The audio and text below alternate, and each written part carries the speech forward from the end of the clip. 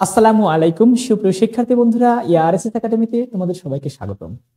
প্রিয় শিক্ষার্থীরা, তোমরা যারা এবার নবম শ্রেণীতে উঠেছো, নতুন কারিকুলামে নবম শ্রেণীতে, তোমাদের জন্য তোমাদের বিজ্ঞান বিষয়ের আমরা নিয়মিত বা ধারাবাহিকভাবে ক্লাস আপলোড করছি, এটা তোমরা নিশ্চয়ই জেনে থাকবে। তো এর ধারাবাহিকতায় আজকে আমরা পর্ব 10 নিয়ে হাজির হয়েছি। আমাদের ইতোমধ্যে 9টি পর্ব আপলোড করা হয়েছে এবং দেখতে দেখতে এই অধ্যায়ের শেষ পর্যায়ে চলে এসেছি। তো শিক্ষার্থী বন্ধুরা, অবশ্যই পূর্বের পর্বগুলো আগে দেখে নিবে, তারপর আজকের ভিডিওটি তোমরা কন্টিনিউ করবে। তোমাদের একটা গল্প বলি, দেখো তোমাদের নামে যদি আমি বলি যে এক খণ্ড লোহা এবং একটা লোহার তৈরি জাহাজ, একটু চিন্তা করে দেখো তো, এক খণ্ড লোহা যদি আমি পানির ভিতরে ছেড়ে দিই তাহলে লোহাটা কিন্তু পানির ভিতরে ডুবে যাবে, কিন্তু লোহার তৈরি জাহাজ পানিতে কিন্তু ভেসে থাকে। কেন?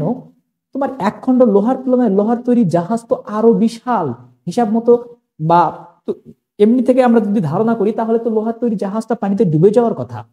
তাহলে লোহার তৈরি জাহাজটা পানিতে ডুবে না গিয়ে লোহাটা পানিতে ডুবে গেল, লোহার তৈরি জাহাজটা পানিতে ভেসে থাকলো কেন?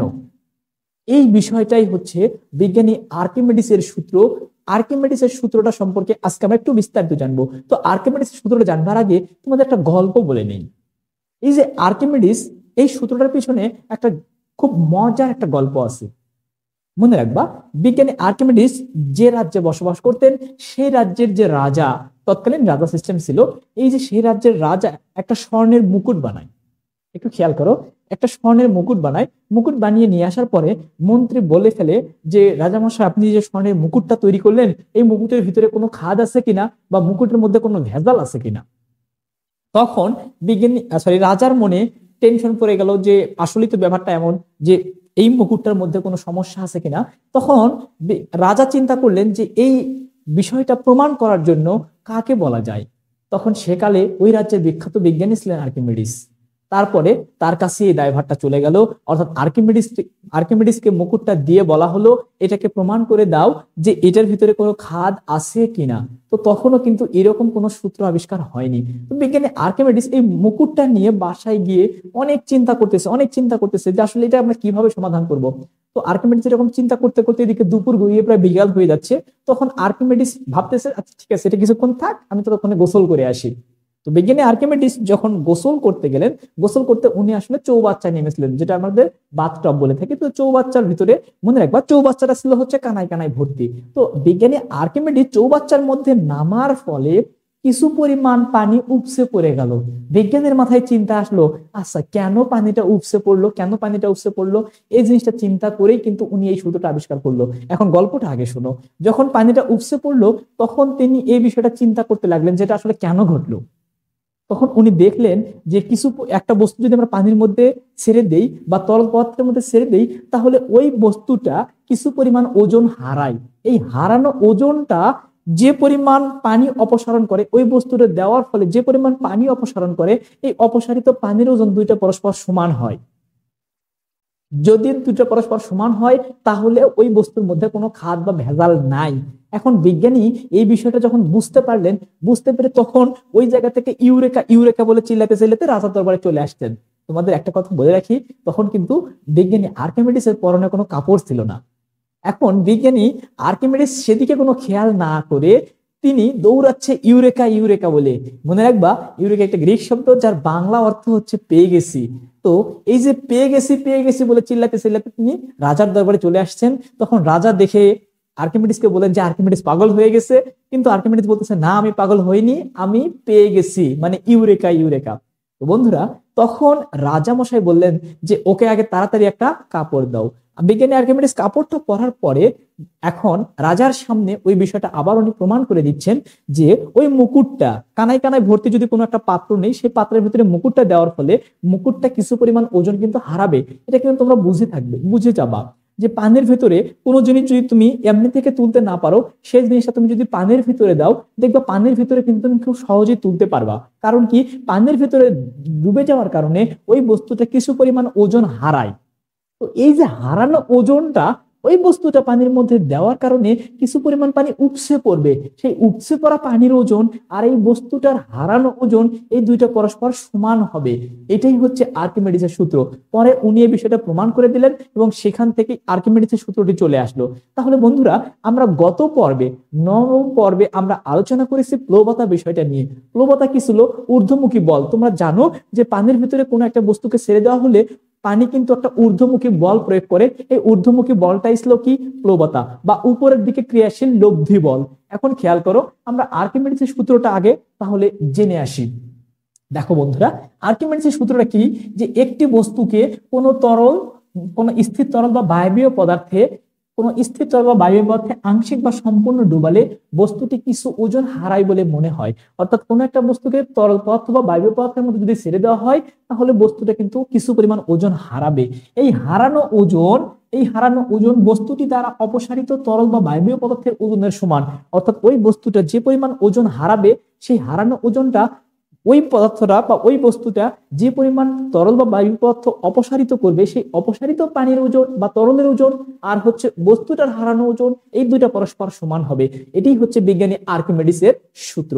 তাহলে ওই যে আমি যে গল্পটা বললাম যে এক টুকরা লোহা পানিতে ডুবে কিন্তু লোহার তৈরি জাহাজ পানিতে ভাসে। কেন ভাসে একটু চিন্তা করে দেখো। এক টুকরা লোহা পানিতে দেওয়ার কারণে ওই লোহাটা খুব বেশি পরিমাণে পানি অপসারণ করতে পারে না, যার ফলে কি হয়? অপসারিত পানিটা খুব কম এবং ওই বস্তুটার ওজনটা অনেক বেশি। অর্থাৎ মনে রাখবো আমরা এভাবে, ওই বস্তুটা যে পরিমাণ ওজন হারায়, সেই হারানো ওজন অপসারিত পানির ওজন অপেক্ষা কম। অর্থাৎ অপসারিত পানির ওজন যতটুকু হয় তার তুলনায় হারানো ওজনটা খুবই কম, যার কারণে বস্তুটা কি হয়? ডুবে যায়। এবং লোহার তৈরি জাহাজ বিশাল হওয়ার কারণে লোহার তৈরি জাহাজ কর্তৃক অনেক বেশি পরিমাণে পানি অপসারিত হয়, যার কারণে এই যে অনেক বেশি পরিমাণে পানি অপসারণ হওয়ার কারণে ওই বস্তুটা যে পরিমাণ ওজন হারায় তার তুলনায় এই অপসারিত তোমার হচ্ছে পানিটা অনেক কম হয় এবং ঊর্ধ্বমুখী একটা ক্রিয়া করে পানির। সেটা কিন্তু আমরা জানি, এর হচ্ছে প্লবতা টপিক থেকে পড়ে আসছি। যার কারণে লোহার তৈরি জাহাজ কিন্তু পানির উপরে ভেসে থাকে। এবার দেখো, এই জায়গা থেকে আমরা তিনটা শর্ত লিখতে পারি, যদিও এই শর্তগুলো তোমাদের বইয়ে এভাবে দেওয়া নাই, আমি একটু এভাবে লিখে রেখেছি তোমাদের জন্য সহজে বোঝানোর জন্য। এবার দেখো বন্ধুরা, আমি এখানে তোমাদের আগে পরিচয় করে দিই। আমি যেখানে সূত্র লিখেছি তিনটা, যে W1, এই যে W আর W1টাকে একটু বোঝার চেষ্টা করো। দেখো, Wটা হচ্ছে কি? বস্তুর ওজন যা নিচের দিকে ক্রিয়াশীল। অর্থাৎ একটা বস্তু যদি আমি পানির ভিতরে ছেড়ে দিই, তরল পদার্থের ভিতরে ছেড়ে দিই, তাহলে বস্তুর ওজন যেটা সেটা কি হবে? নিচের দিকে ক্রিয়াশীল হবে না? বস্তুর ওজন নিচের দিকে ক্রিয়াশীল। এটা হচ্ছে W। আর W1টা হচ্ছে কি? তরলের চাপজনিত লব্ধি বল যা উপরের দিকে ক্রিয়াশীল। আমি গত টপিকে তোমাদের বলিয়ে দিয়েছি, সেটা হচ্ছে এই যে হচ্ছে প্লবতা বিষয়টা কি ছিল? ঊর্ধ্বমুখী বল। এই ঊর্ধ্বমুখী বলটাকেই বলা হয় লব্ধি বল যা উপরের দিকে ক্রিয়াশীল। মনে রাখবা, আমার গত পর্বটা যদি না দেখে থাকো তাহলে দেখলে তোমরা খুব সহজে বুঝে যাবা। সেই লব্ধি বলটা হচ্ছে উপরের দিকে ক্রিয়াশীল, সেটাকে আমরা ধরে নিচ্ছি কি? W1। এবার দেখো, শর্ত তিনটা দেখলে তুমি খুব সহজে বুঝে যাবা। W ইজ গ্রেটার দেন যদি W1 হয়, অর্থাৎ এইদিকে একটু খেয়াল করো, বস্তুটার ওজন যদি বস্তুটার লব্ধি বল অপেক্ষা বেশি হয়, বস্তুটার ওজন, আমি যে বস্তুটা পানির ভিতরে ছেড়ে দিছি ওই বস্তুটার ওজন যদি ঊর্ধ্বমুখী বল, বস্তুটাকে ঊর্ধ্বমুখী, তরল পদার্থটা ঊর্ধ্বমুখী যে বলটা দিচ্ছে সেই বল অপেক্ষা বস্তুর ওজন যদি বেশি হয়, তাহলে বস্তুটা পানিতে ডুবে যাবে। তোমরা বুঝতেই পারতেছো, কারণ বস্তুর ওজন বেশি, সেই তুলনায় ঊর্ধ্বমুখী বলটা কম, যার কারণে বস্তুটা কি হবে? পানিতে ডুবে যাবে। তার মানে কি হলে বস্তুটি তরলে, এই যেখানে বস্তুটি তরলে ডুবে যাবে। এরপর দেখো বন্ধুরা, W is less than W1, অর্থাৎ W এর মানটা যদি W1 অপেক্ষা ছোট হয়, W এর মানটা যদি W1 এর অপেক্ষা ছোট হয়, তাহলে কি থাকবে? বস্তুটি ভেসে থাকবে। কেন? আবার একটু চিন্তা করো, Wটা কি ছিল? বস্তুর ওজন। তো বস্তুর ওজনটা যদি, এই যে বস্তুর ওজনটা যদি ছোট হয় কোনটা অপেক্ষা? ঊর্ধ্বমুখী বল অপেক্ষা। অর্থাৎ এবার যদি ঊর্ধ্বমুখী বলটাই বেশি হয়, ঊর্ধ্বমুখী বলটা কি ছিল? প্লবতা। মানে প্লবতার মানটা যদি বেশি হয় তাহলে বস্তুটা কি থাকবে? ভেসে থাকবে।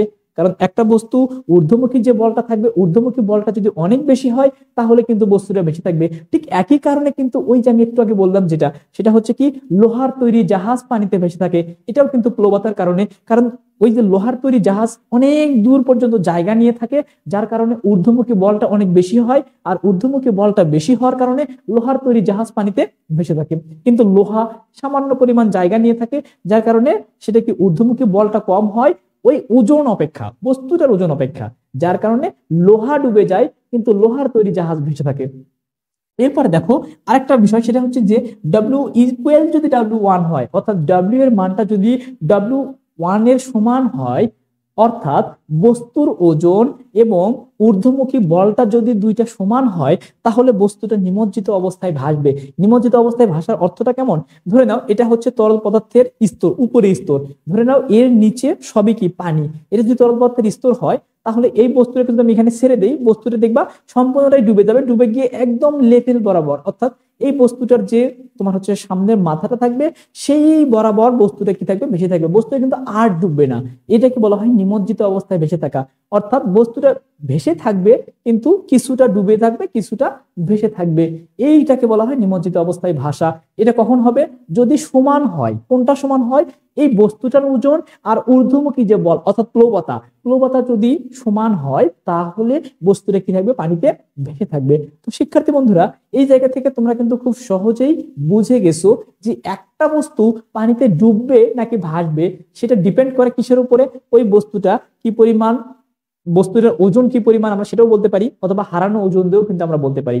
তো এই জায়গা থেকে কিন্তু বিজ্ঞানী আর্কিমিডিসের সূত্রটা চলে আসছে যে কোনো একটা বস্তুকে যদি তরল বা বায়বীয় পদার্থের মধ্যে ডুবানো হয়, তাহলে ওই বস্তুটা কিছু পরিমাণ ওজন হারায়।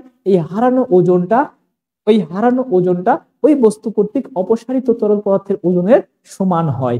এই জায়গা থেকে কিন্তু এই যে বিষয়টাকে তোমার হচ্ছে ব্যবহার করে কিন্তু লোহার তৈরি জাহাজ পানিতে ভেসে থাকতেছে, কিন্তু এক টুকরা লোহা পানিতে ডুবে যাচ্ছে।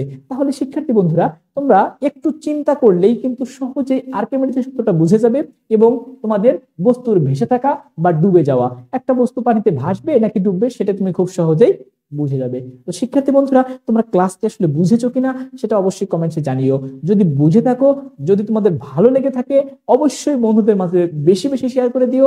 আমার পরবর্তী পর্ব দেখার জন্য অবশ্যই চ্যানেলটিকে সাবস্ক্রাইব করে বেল নোটিফিকেশন অন করে রেখো। ধন্যবাদ।